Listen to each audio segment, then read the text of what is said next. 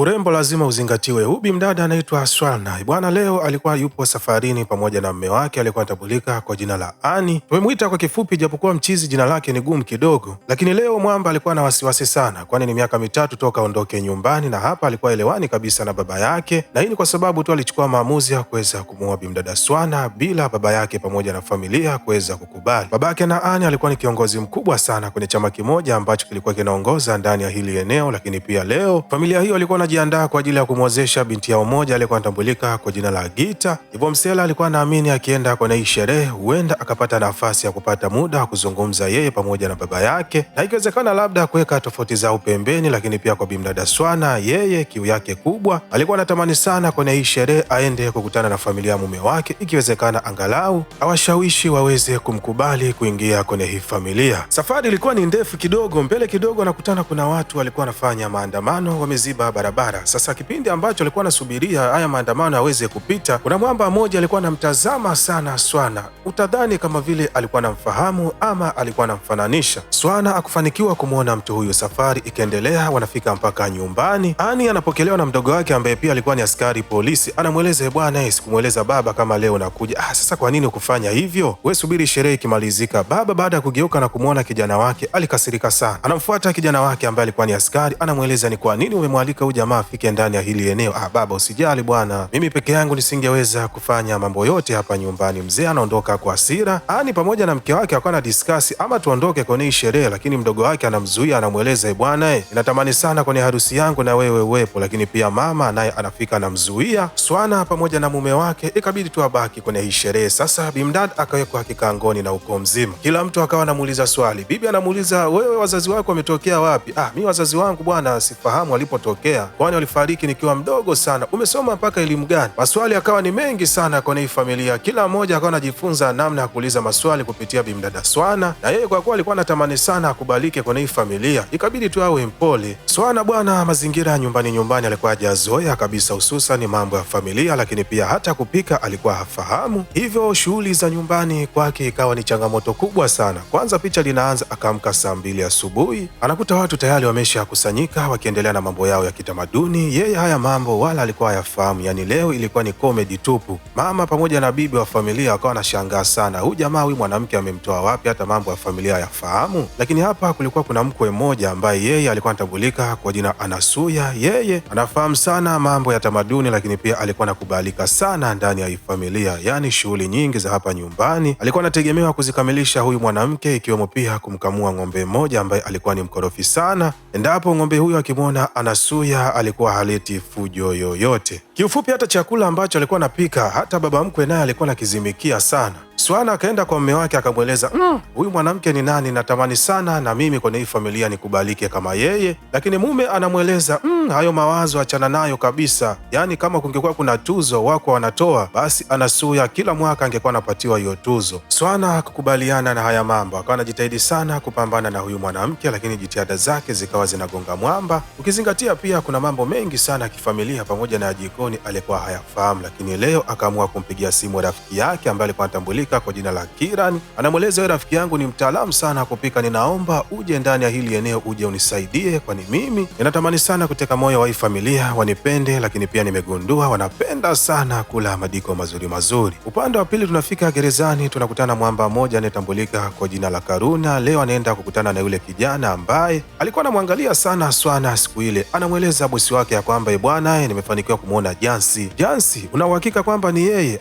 Sina uhakika sana. Sasa kama una uhakika unaletaje taarifa nusu nusu? Aisee, nitakupa makonzi. Kungekuwa hakuna nyavu hapa ningekufanya hakuna. Toka hapa nenda kafanya uchunguzi. Bosi huyu anaonekana alikuwa anamtafuta bimdada mmoja anayetambulika kwa jina la Jansi. Jansi ni nani na kwa nini wanamfananisha sana na bimdada Swana? Mambo bado ni ya moto. Upande wa pili bimdada Kiran anaenda kupokelewa na bimdada Swana, kisha anapelekwa mpaka loji. Wanatoka wanaelekea sokoni kwenda kutafuta masotojo ili bimdada aende akafundishwe jinsi ya kupika. Wakiwa huku ile kijana akaendelea kuwafuatilia, lakini Swana akamkutukia, akamchukua rafiki yake na kumpeleka mpaka Ndichi. Mchizi baada ya kuwafuatilia, bimdada anamfuata, anamweleza, we kijana, mbona unanifuatilia sana? Kuna nini ambacho nakihitaji kutoka kwetu? Mchizi anamweleza, mbona wewe unafanana sana na Jansi? Bimdada akamweleza, wewe unanifahamu mimi ni nani? hapana, unafanana sana na Jansi ambaye alikuwa anaishi zamani huko mistuni. Bimdada akampiga mikwala na kumweleza, nisije nikakuona tena unanifuatilia, na endapo tukikutana tena mimi na wewe, basi nitakufanya kitu kibaya. Kijana anampigia simu bosi wake na kumweleza, bwana, mbona yule Jansi uliyenielezea sio kama huyu? Huyu ni mtu tu wa familia, wala hana mambo ya mishemishe kama ambao ulikuwa umenieleza. Karuna anamweleza jamaa ya kwamba wewe ni mjinga sana, chukua vijana walioshiba ambao wana uwezo wa kubeba ng'ombe begani, kisha mfuate mwanadada, na endapo mkifanikiwa kumwangamiza huyo sio Jansi, lakini mkishindwa kumwangamiza huyo ndio Jansi ambaye ninayemtafuta. Dada anaanza kuindwa pasina yeye kuweza kutambua, na je, huyo ndio Jansi ambaye wao wanadhani ya kwamba alikuwaga huyo mzee wa mishemishe, ama ni Swana ambaye kaolewa na daktari? Mambo bado ni ya moto mwanangu, kaa chini kwenye kiti ndio kwanza hapa naanza kukucha. Sasa ikawa kama hivi, Kiran akawa anapika madiko, kisha asubuhi na mapema kabla watu hawajaamka anakuja kumpatia bimdada Swana ambaye yeye anachukua na kupeleka mezani. Familia wakiamka wanakuta madiko ya kutosha, tena alikuwa ananukia kweli kweli, wanasema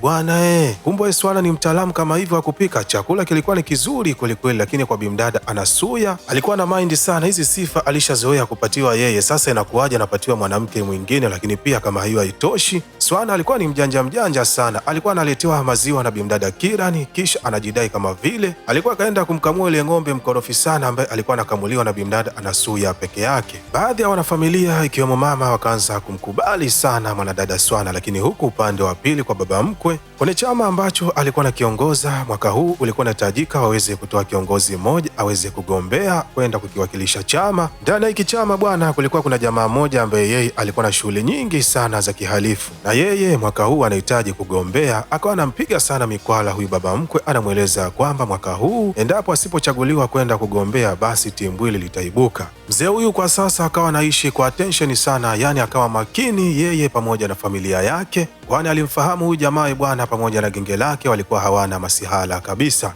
Maandalizi ya harusi ya bimdada Gita akawa anaendelea leo, kipindi ambacho alikuwa anapanga kadi za mialiko ya harusi. Mwamba mmoja anaiambia familia, nyinyi msio na wasiwasi wowote, wala msiogope kutembea, mimi nipo kwa ajili yenu. Mkiwa na mimi mjiamini kabisa, yani mimi ninapiga mkono balaa. Kesho asubuhi na mapema nitawachukua na kuwapeleka tempo, kisha nitawarudisha nyumbani mkiwa salama kabisa. Asubuhi na mapema familia wakajiandaa kwa ajili ya kuondoka. Anasuya akasema, mimi leo siwezi nikaondoka, kwa sasa ninaona familia yote macho yapo kwa bimdada Swana, hivyo nitabaki jikoni kuhakikisha ninaandaa chakula kizuri mpaka mtakaporudi kutoka tempo mkute chakula kiko mezani. Mchakato wa kuelekea tempo bwana unaendelea. Baada ya kufika hapa bwana, bimdada akagutukia kuna watu ambao walikuwa wanawafuatilia. Bimdada alikuwa yuko makini sana, akafanikiwa kuwapiga chenga hawa watu, lakini pia kipindi ambacho alikuwa anaelekea kwenye gari akachukua mkokoteni wa vinywaji akaenda kuupigiza bwana, ukaanza kupiga kelele, chupa zikaanza kupasuka, watu wakaanza kupita kushoto na kulia. Yeye pamoja na familia yake mbio mbio akaingia kwenye gari. Sasa yule jamaa ambaye alikuwa anatamba anapiga sana mkono, uoga ukawa ni mwingi sana. Bishosti kabidi yeye ndo awe dereva, yani akaanza kuzungusha ile gari, utadhani amekuwa James Bond wa kike.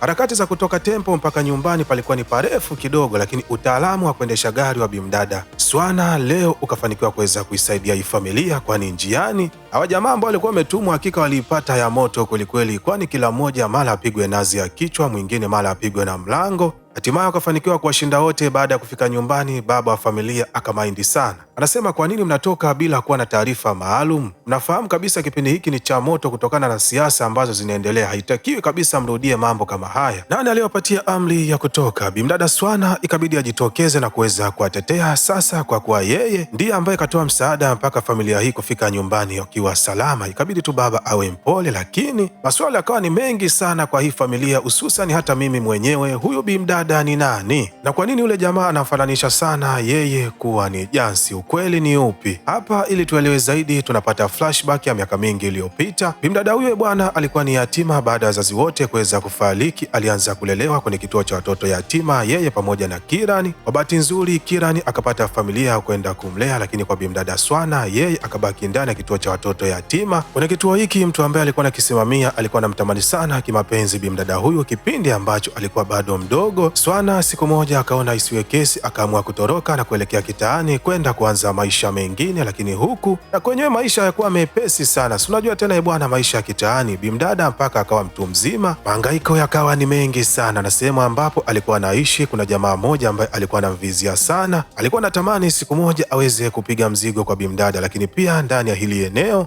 Siku moja wakati wa usiku akafanikiwa, kuna kikundi kimoja ambacho kilikuwa kinaongozwa na mwamba aliyekuwa anatambulika kwa jina Karuna. Kimefika hapa, kilikuwa kinaonekana kama kikundi cha wanaharakati hivi. Karuna akawa anasema, sisi kazi yetu ni kutetea watu ambao wananyang'anywa haki zao. Haiwezekani mtu anakunyanyasa tu kizembe na wewe unamwangalia, inabidi upambane. Maneno haya bimdada Swana aliyasikia leo, akachukua maamuzi magumu, akamvizia msela kipindi ambacho anaingia humu ndani ili aweze kupiga mzigo kwa mwanadada. Kumbe leo bimdada alikuwa na beto mkononi, akaamua kuweza kummaliza Karuna. Baada ya kuona ujasiri wa huyu mwanadada, ikabidi amchukue na kuelekea naye porini. Huku ndipo ambapo akampatiza jina la Jansi, lakini pia akaanza kumfundisha mapambano, ikiwemo pia kutumia silaha. Karuna alihakikisha huyu mwanadada anakuwa ni mtu hatari kuliko watu wote ndani ya hiki kikundi, lakini pia ajenda hiki kikundi wengi walikuwa naamini ya kwamba alikuwa anapambania haki za wanyonge. Ukweli wa mambo ni kwamba ulikuwa ni uongo. Karuna alikuwa anawatumia hawa waungwana kufanya matukio, kisha yeye anaenda kuvuta mikwanja kwa washua, na wala alikuwa hajali kabisa maisha hawa waungwana, kwani hata kuna siku moja polisi, kipindi ambacho alikuwa anawakimbiza, mmoja kati ya kijana wake alipigwa risasi ya mguu, hivyo mwamba akaamua kummalizia kabisa. Alifanya hivi ili mradi tu yeye pamoja na kundi lake wasije wakanaswa. Jansi baada ya kugundua hii siri akaona hawezi akaendelea kukaa kwenye mdomo wa simba,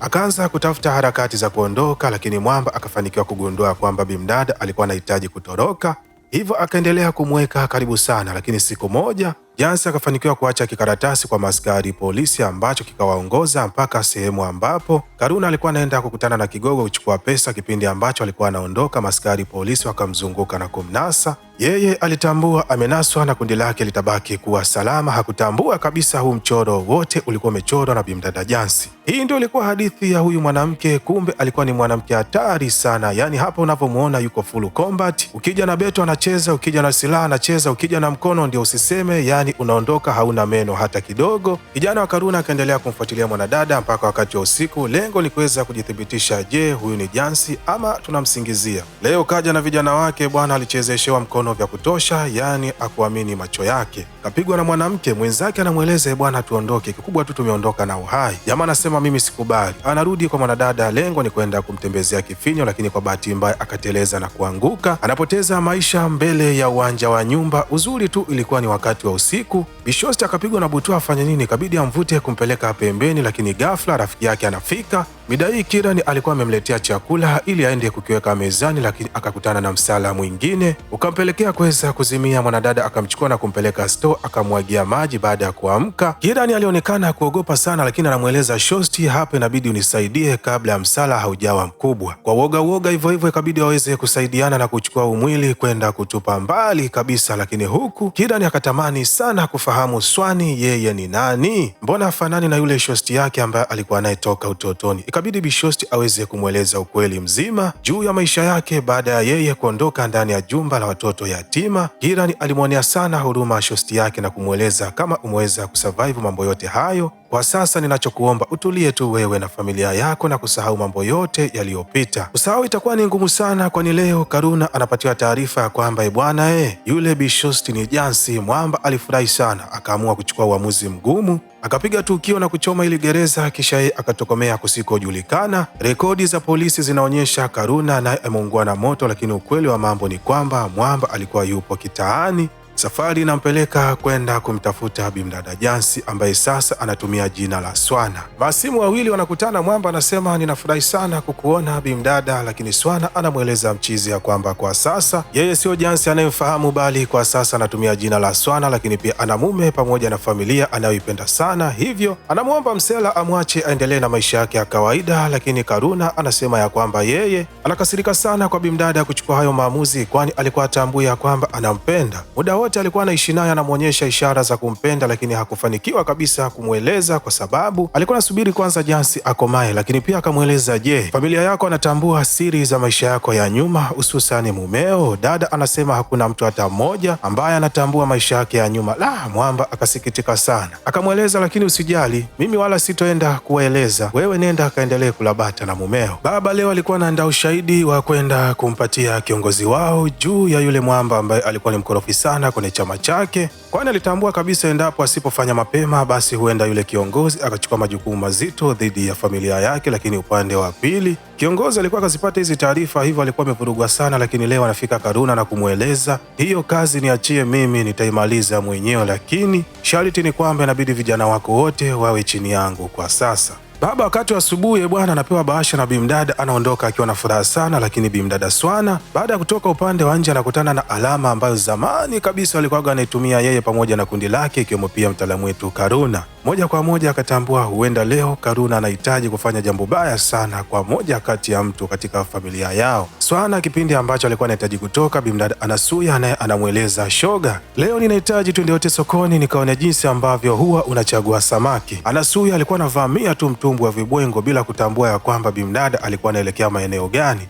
Maswali akawa ni mengi sana njiani, kwani bimdada alikuwa anatafakari, je, mwamba anahitaji kumwangamiza mume wake ama shemeji yake ama baba mkwe? Baada ya kuchakata kwa muda kidogo, akatambua yule jamaa huenda akawa anamlenga baba mkwe. Safari ikampeleka mpaka sehemu ambapo huwa unafanyika mkutano. Anafika hapa, Anasuya anaanza kuwaka, bwana, hapo umenileta kufanya nini? Bimdada anamwambia, bwana, sikiliza, jichenge kwanza, mimi mwenyewe hata kupika sijui, niko hapa nina mishemishe zangu, achukue bajaji urudi nyumbani bwana. Swana safari inampeleka mpaka ndani ya basi moja ambapo humu kulikuwa kuna wahuni kibao. Anaingia anamweleza dereva, yawasha gari tuondoke. Mkono unaanza, bimdada akatembeza dozi ya kutosha, tena gari huku likiwa linatembea. Upande wa pili bwana kwa baba mkwe akafanikiwa pia kumpatia kiongozi nyaraka za ushahidi za yule mwamba. Lakini huku upande wa pili ndani ya kituo cha polisi, leo shemeji yake na bimdada anapokea ripoti ya karatasi ya jambazi wa zamani, ambapo katika picha ilikuwepo picha ya bimdada Swana. Mwamba alishangaa sana baada ya kuigundua hii siri. Baada ya kufika nyumbani, bimdada naye anamchukua mwamba na kumpeleka ndichi na kumweleza siri zote juu ya maisha yake ya nyuma. Lakini pia akamweleza kwamba bwana Karuna ni mtu hatari sana na kwa sasa anaiwinda sana hii familia. Kabla hawajachukua hatua yoyote, leo kipindi ambacho hafla fupi zilikuwa zinaendelea katika maandalizi haya ya harusi ya bimdada Gita, Karuna naye anafika hapa bwana, tena alikuwa kifua mbele kweli kweli, anasema kwamba mimi jamani ni mpwa wake na Swana. Basi wakamkaribisha kwa furaha kubwa pamoja na ukarimu wa kutosha. Jamaa jinsi ambavyo alikuwa anajiamini sana, anamweleza mume wake na bimdada Swana kwamba bwana, ni saa ngapi tunapewa madiko ya mchana, mbona njaa imekuwa kali? Mambo akaendelea kuwa pambe na picha zikawa ni nyingi sana, tena zilikuwa ni za kutosha. Lakini bimdada yeye bwana akaamua kujiweka katika position ambayo picha itakayopigwa basi mtaalamu wetu Karuna naye aweze kuonekana. Si unajua tena bwana, serikali wanaamini jamaa alipoteza maisha gerezani, kumbe yuko uraiani anakula bata kwa mlija. Shemeji yake na Swana anafanikiwa kusafisha hii picha na kuipeleka katika mamlaka. Lakini pia leo bimdada akaamua kwenda kumweleza ukweli mzima mume wake juu ya maisha yake ya nyuma, japo mume alisikitika sana na kumuuliza mwanadada, ni kwa nini hukuniambia tokea mapema? Lakini Swana ikabidi tu ambembeleze na kuzungumza maneno ya mahaba, kitu ambacho kikampelekea mchizi kuweka tofauti zao pembeni na kumuuliza mwanadada, sasa je, tutafanya nini ili tuweze kuilinda hii familia dhidi ya huyo mwamba? Mdogo mtu anafika na mweleza, brother, ilo wala lisikumize kichwa, kwani mimi tayari nilishaweka mipango na kwa sasa tunavyozungumza jamaa yupo njiani anapelekwa gerezani. Na ni kweli jamaa alikuwa anapelekwa gerezani, lakini Karuna alikuwa ni mjanja sana, tena alikuwa ni bonge moja la banditi. Anafanikiwa kutoroka maskari polisi na kusababisha msala mzito sana.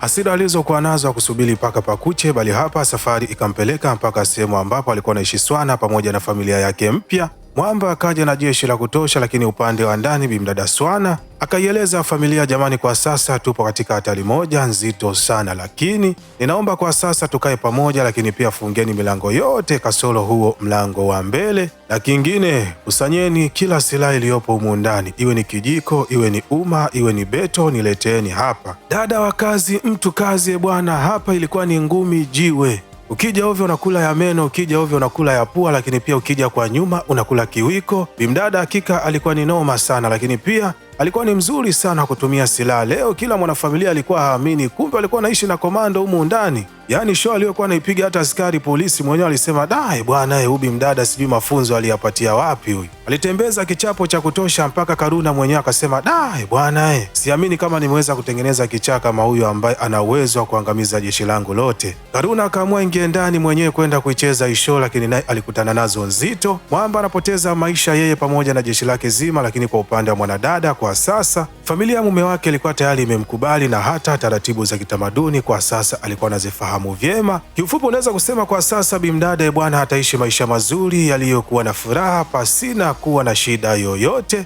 Lakini nasi ndio tunafika mwisho wa hadithi yetu, na kama umeipenda video hii na umeenjoy ama umejifunza jambo jipya, basi mjomba, usisahau kushare, kulike na kusubscribe ili kuwa mwanafamilia wa kupata vigongo vikali vilivyonyooka na kupoa kama hivi kila siku.